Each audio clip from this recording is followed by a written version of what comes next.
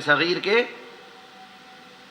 اور انہوں نے یورپ اور امریکہ تمام جگہوں سے خوب علم حاصل کر کے اور بر صغیر کی بڑی خدمت کی. میں انہیں دل سے محبت کرتا ہوں. ان سے خواجہ الطاف حسین حالی مرحوم کے خاندان سے تھے، خواجہ غلام السیدین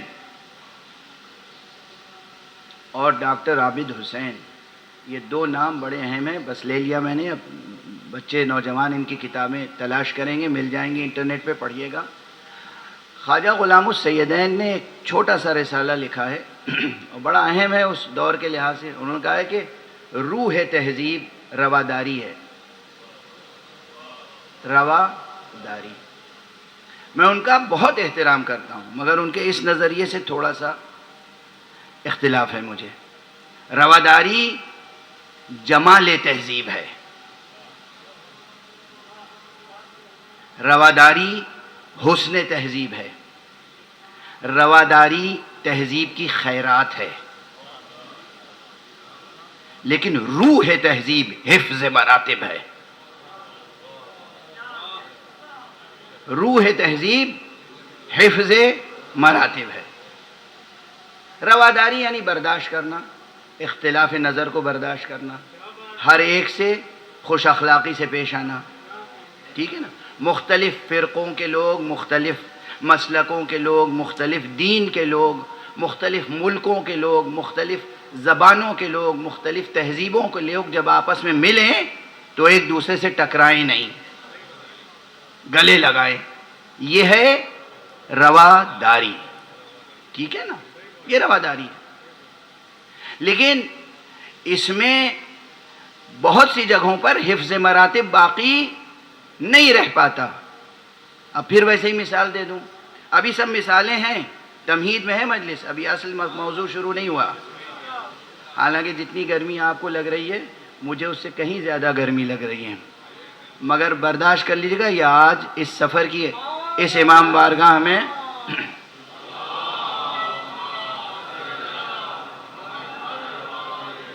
اس سفر میں یہ آخری مجلس ہے یہاں اس عزا خانے میں، تو یہ چیزیں عرض کر لینے دیجئے.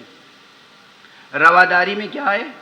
ابھی جو میں تھوڑی دیر پہلے کہہ رہا، رواداری میں یہ ہوتا ہے کہ اب میرے سر پہ عمامہ ہے، لباس ہے، ساری مولا حسین کا نوکر سمجھ کے سب لوگ عزت کرتے ہیں، احترام کرتے ہیں. اب ایک شاعر، ایک ادیب، ایک ماہر لسانیات، وہ مجھے کچھ نہیں سمجھتا، مگر جب لوگ کہتے ہیں کہ جناب یہ بھی کچھ ہیں تو وہ خاموش ہو جاتا ہے، برداشت کر لیتا ہے، قریب میں بٹھا لیتا ہے. یہ کیا ہے؟ رواداری. ٹھیک ہے نا؟ یہ رواداری ہے. یعنی جس مقام کے مستحق نہیں ہے تھوڑی دیر کے لیے وہ مقام بھی مل جاتا ہے. یہ کیا ہے؟ رواداری. لیکن حفظ مراتب کیا یہ ہے کہ جب وہ کتاب لکھے گا تو لکھے گا کہ اردو زبان کا پہلا لغت جو ہے وہ جناب عقیل الغربی نے لکھا تھا؟ یہ تو تحقیق کے خلاف ہو جائے گی بات. یہ اردو میں لفظ لغت میں نے مذکر استعمال کیا ہے جان بوجھ کر، ہے نا؟ ٹھیک ہے؟ اب جا کے دیکھیے گا کہ ایسا کیوں کیا میں نے. جو علم اور فن مجھے نہیں آتا وہ کبھی اعتراف نہیں کرے گا کہ جناب یہ اہل علم ہیں، اہل فن ہیں. واضح ہے؟ کیوں؟ اس لیے کہ رواداری سے بڑی ایک چیز ہے، اسے کہتے ہیں حفظ مراتب. اگر رواداری میں حفظ مراتب کو فراموش کر دیا جائے تو تمام نظام میں خلل پڑ جائے گا. نظام میں خلل پڑ جائے گا. جس نے زندگی بھر قانون پڑھا اس کو جج بنانے کے بجائے جس نے نہ صرف یہ کہ قانون کبھی پڑھا نہیں بلکہ ہمیشہ قانون شکنی بھی کی، اسے جج بنا دیجئے تو کیا ہوگا؟ مثال دے رہا ہوں، مثال کو مثال کی حد تک سمجھیے گا، جا کے کہیں چسپا نہ کر دیجئے گا. مثال مثال ہوتی ہے. کیا ہوگا نتیجہ؟ نظام مختل ہو جائے گا، نظام درہم برہم ہو جائے گا، پھر انسانی معاشرہ ترقی نہیں کر سکتا. اس لیے عرض کرتا ہے یہ فقیر کہ روح تہذیب حفظ مراتب ہے.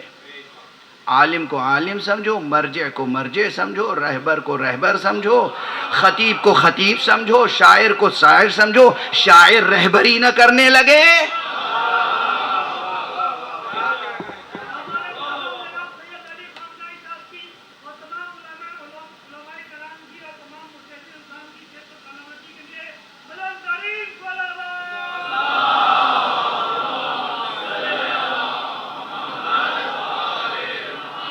اور پھر یہ سلسلہ دراز ہے، خدا کو خدا سمجھو، نبی کو نبی سمجھو، نبی کو خدا سے نہ بڑھا دو۔ خدا خدا ہے، نبی نبی ہے، امام امام ہے، وصی وصی ہے، ولی ولی ہے، شہید شہید ہے، بابا بابا ہے، بیٹا بیٹا ہے۔ حفظ مراتب، گھر سے لے کر زمین سے لے کر آسمان تک، حفظ مراتب روح تہذیب ہے۔ تو جب حفظ مراتب روح تہذیب ہے تو بس اب یہ اتنی گفتگو یہاں روک رہا ہوں، حالانکہ جیسے لگتا ہے پورا وقت ختم ہو چکا مجلس کا، کہ یہ جو بحث ہے محکم و متشابہ، اس میں اب ہر شخص یہ سوچ لے کہ میں فیصلہ کن بات کہہ سکتا ہوں۔ نہیں، ممکن نہیں ہے بھائی عزیز، ممکن نہیں ہے۔ جیسے میں نے کل یہاں تک بات پہنچی تھی جو ایک اہم بحث تھی کہ کیا اللہ کوئی ایسی کتاب نازل نہیں فرما سکتا تھا جو پوری کی پوری محکم ہو؟ یہ اہم بحث تھی، اور میں نے عرض کیا کہ جی ہاں، اس کی جہت سے تو ہر چیز ممکن ہے، مگر ہماری جہت سے یہ ناممکن ہے۔ زبان کے تعلق سے ناممکن ہے، وہ اسالیب بیان کے تعلق سے ناممکن ہے، انسان کے ذہن کے تعلق سے ناممکن ہے کہ پوری کی پوری کتاب متشابہ ہو۔ اسی طرح یہ بھی ناممکن ہے کہ متشابہ حقیقتوں کی گرہ کشائی ہر شخص کر لے۔ بھئی اگر ہر شخص کر لے گا تو وہ متشابہ متشابہ کیسے رہ جائے گا؟ اب ایک جملے میں عرض کروں، حق سبحانہ و تعالی نے قرآن مجید میں متشابہ آیتیں رکھی ہی اس لیے ہیں تاکہ کوئی رسول کے مقابلے میں آ کے یہ نہ کہے کہ کتاب کافی ہے۔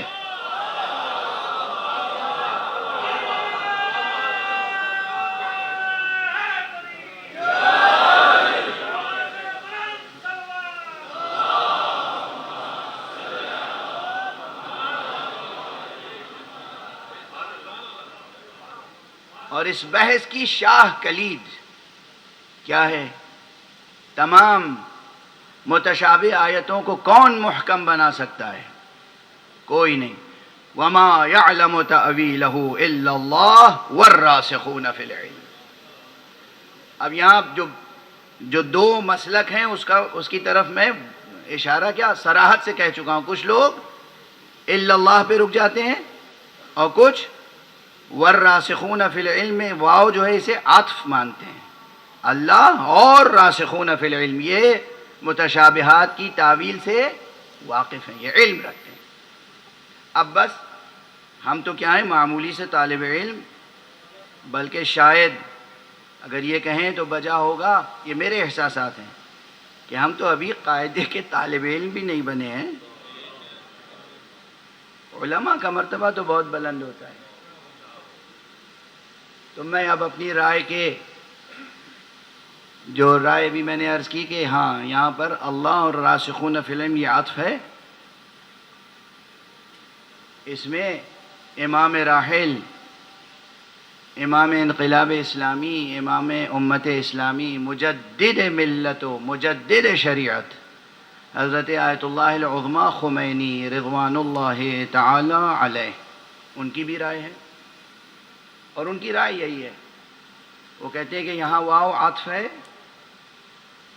اور یہ متشابہات کا علم، اس کی تعویل اللہ کو معلوم ہے، اور اللہ نے راسخون فی العلم کو یہ تعویل بتائی ہے۔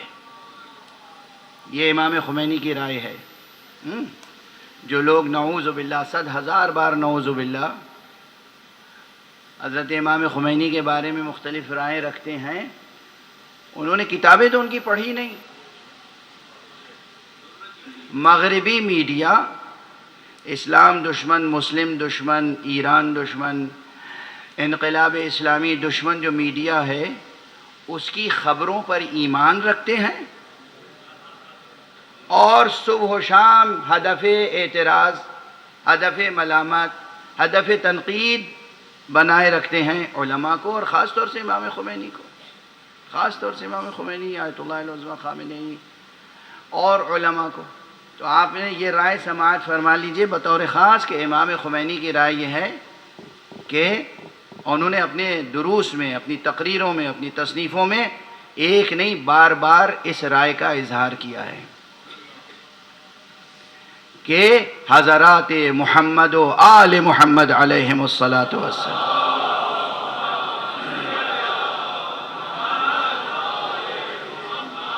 یہ ہیں راسخون فی العلم، اور ان کو اللہ سبحانہ و تعالی نے تأویل آیات اور تأویل متشابہات کا علم عطا فرمایا ہے۔ اور ظاہر ہے اب سب بحث کا خلاصہ ہی چل رہا ہے، تو میں جو باتیں کہہ چکا ہوں اسے ایک ایک جملے میں کہہ کے آگے بڑھتا رہا ہوں کہ اسی لیے قرآن مجید میں اللہ نے کیا فرمایا کہ اے حبیب ہم نے آپ پر ذکر نازل کیا ہے تاکہ لوگوں کو بتائیں کہ ان کے لیے کیا نازل ہوا ہے۔ اور پھر حضور نے فرمایا کہ مجھے قرآن ہی کی مثل عطا کی گئی ہے تفسیر و تاویل، اور پھر خود کو کہا شہر علم، اور مولا امیر المومنین علیہ السلام کو فرمایا یہ ہے باب علم۔ یعنی اگر تمہیں تاویل چاہیے تو کس سے لوگے؟ یا مجھ سے لوگے یا باب علم سے لوگے۔ اچھا، جیسے میں یہ کہتا ہوں کہ اللہ نے کتاب قرآن نازل اس صنعت کے ساتھ کی ہے، اس اہتمام کے ساتھ کی ہے، یعنی کتاب کا ٹیکسٹ ایسا بنایا ہے کہ کوئی اللہ کے رسول سے بے نیاز نہ ہو پائے۔ اسی طرح اللہ ہی کی مرضی سے رسول اللہ نے متشابہات کا اور کل کتاب کا علم علی کو عطا کر کے پورا کا پورا خود عوام میں نہیں بیان کیا تاکہ بعد پیغمبر کوئی علی سے بے نیاز نہ ہونے پائے۔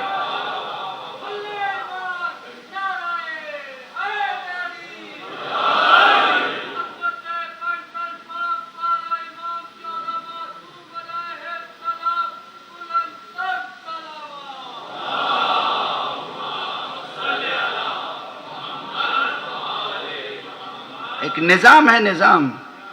اللہ چاہتا ہے کہ اس کے بندے اس کے پیغمبر سے بے نیاز نہ ہوں، پیغمبر چاہتے ہیں کہ ان کے بعد امت علی سے بے نیاز نہ ہونے پائے، اور نہیں ہو سکی